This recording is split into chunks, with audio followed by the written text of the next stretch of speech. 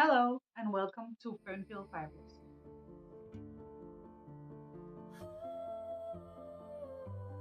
My name is Alice and I live here in Denmark together with my husband, our three kids, and our two dogs. I have started this YouTube channel because I am on a fiber mission and I want to welcome you all along with me. I've been in since I was about 10 years old, I think, and since then I have tried every type of yarn in the world, I think. But since I grew older and became a mother, my love for more genuine yarn and local yarn with a story grew into me, and I began to seek much more into the yarn that comes from the countryside.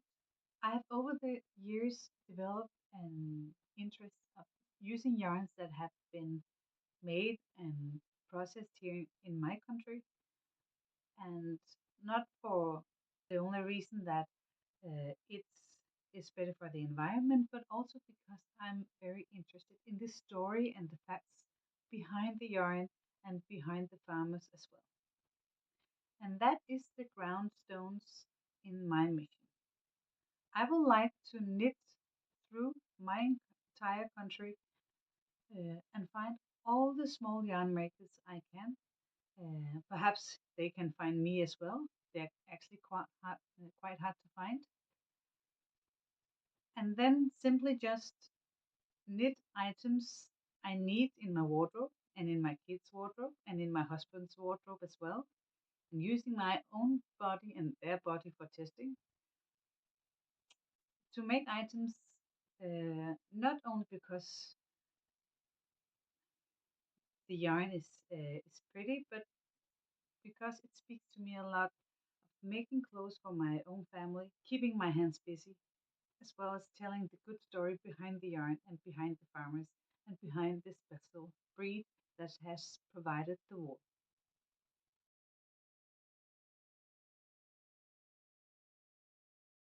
Let me begin to talk about what I'm wearing. Since this is my very first episode, I haven't knitted so many items with wool that falls into the criteria of my mission. And therefore, you will from time to time see garments that I'm wearing knitted in other kinds of yarn. And this garment I stumbled over at the Haslev Festival, a local yarn festival in my area. It was hanging on a doll, I think it's called. Uh, it is an all-structured sweater, only pearl stitches and knit stitches. Um, the yarn is X by Merino, the color of white. The design is made of Beret design, and it is called Ulla's Finurligheder. It is knitted top down. First, you make a provisional cast on, and then you knit and knit and knit, knit and knit, knit the sleeves, and then you uh, end the sleeves with an I-cord edges. You also pick up the stitches in the neck, and then you make an I-cord edge here as well. I love the I-cord edge because it is actually quite neat.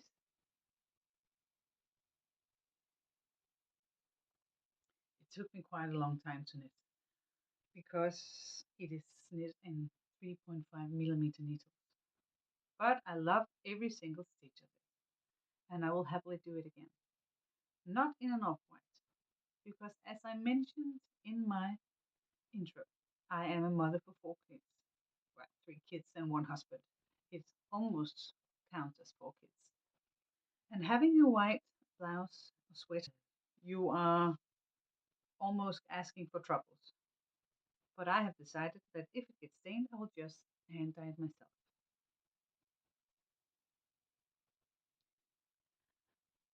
The yarn is so soft. So if you are just a little bit prickly to the itchiness factor, then you can easily wear this one. I only wear a bra underneath, and I have quite sensitive skin. So if I'm choosing wool that is quite itchy, I need to wear at least a thin long sleeve t-shirt underneath, but not in this one. Only a bra this time.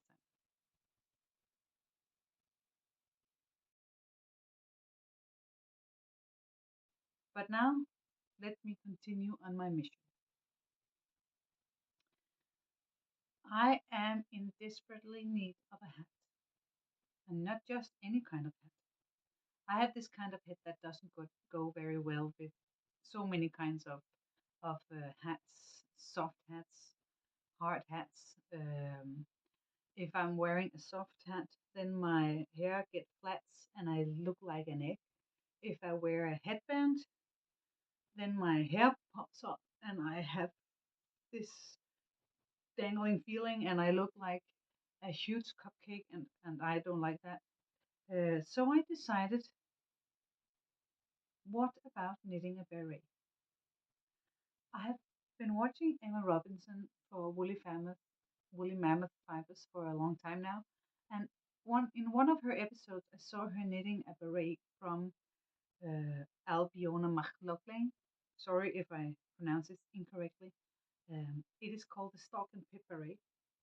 I have always thought that people wearing a beret looks so classy and sophisticated, but still ground to earth like in the same time. So why not knit a beret for me? So I went on Ravelry, bought the pattern, and then I needed to find a yarn that was suitable for this kind of pattern. A yarn that is suitable for an outdoor item. It doesn't go flat when raining, and it keeps me warm in the top of my head, not necessarily on the ears. And since I'm determined to use yarn made here in my country that comes from small farmers and that has been processed here in Denmark, I went on to a nearby city to a yarn shop called Mama Garn og Ull, where the owner Maria goes out to different kinds of sheepholders, collects the shared wool, cleans it, and sends it to spinning in the Elthold wool spinnery. And then in return, she gets this beautiful yarn, uh, and this is only a small range of all the yarn she has. I chose the yarn called Husmandsgarn, and it is made from the Danish breed sheep called Ailbíona. It is an old breed. Here you see 100 grams and it goes 275 meters. It is a two-ply yarn. It comes, this particular yarn comes in light, off-white, in grey, and in black. In the pattern, you can choose between three kinds of edging. And I chose the one with a picot edge to get a bit more feminine and classy look to it. Do you want to see it on? Okay. I do think I need a mirror for this. Do you see? Beautiful. I like the feeling. Okay, it's too hot. I'll take it off.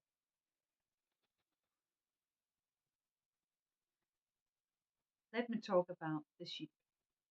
The sheep is quite small and robust and is used not only to keep the breed alive, but also to make meat and wool that and to manage areas that cannot be farmed in the regular way, and that has a high value of nature. And I quite like that a lot. Picking a yarn from a breed that we like to take care of here in Denmark that has a story. Now, let me show you something that I'm knitting on. I thought that my hat needs a companion, and therefore I'm using the same yarn to make me a shawl or a scarf. I don't know what to call it actually because it's not a shawl, it's not a scarf. I call it my shawly scarf. I have knitted this much already. It doesn't look like much. And I want it to be a little more wider before I start the decreasing. It is knit back, forward, and stockinette. And on the front side, you see this left leaning stitch making some diagonal lines into it just to have a small detail. It is made in stockinette because the beret is made in stockinette as well, and I wanted it to match each other. As you can see, the edge are rolling quite a lot, but I thought that after a good soak and a good blocking, I will pick up stitches around the edge and make a picot bind off on this too, again to match the beret. A funny thing about this yarn that when you block it, it blows up so beautifully and it becomes alive. I will put in a picture of this beret before and after blocking, and you can see what a huge difference the blocking has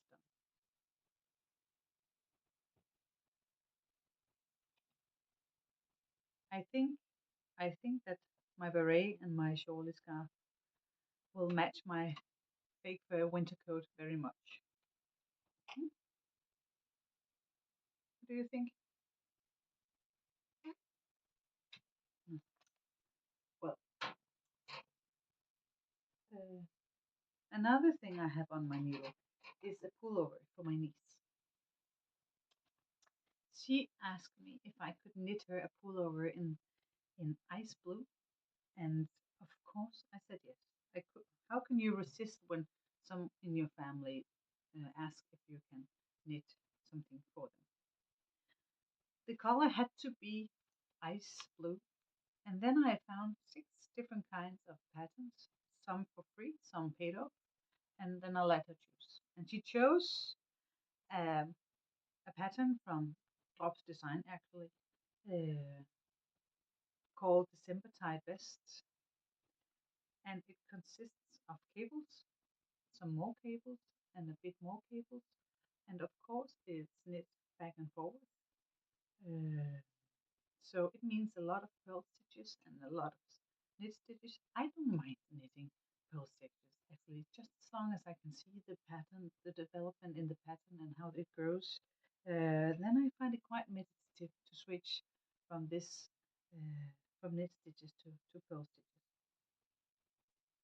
I'm using the suggested yarn combination in this pattern, which is Bob's Flora and Bob's Kid Silk.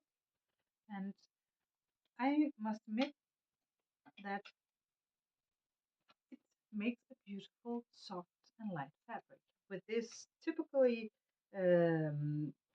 mohair-ish kind of a halo to it. And I hope that my niece will get happy with the result.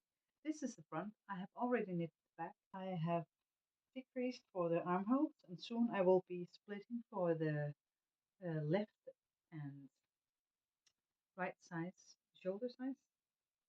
Then I just need to sew it together, pick up stitches to make the ribbings in the arms and in the foot as well. So hopefully this will get done soon.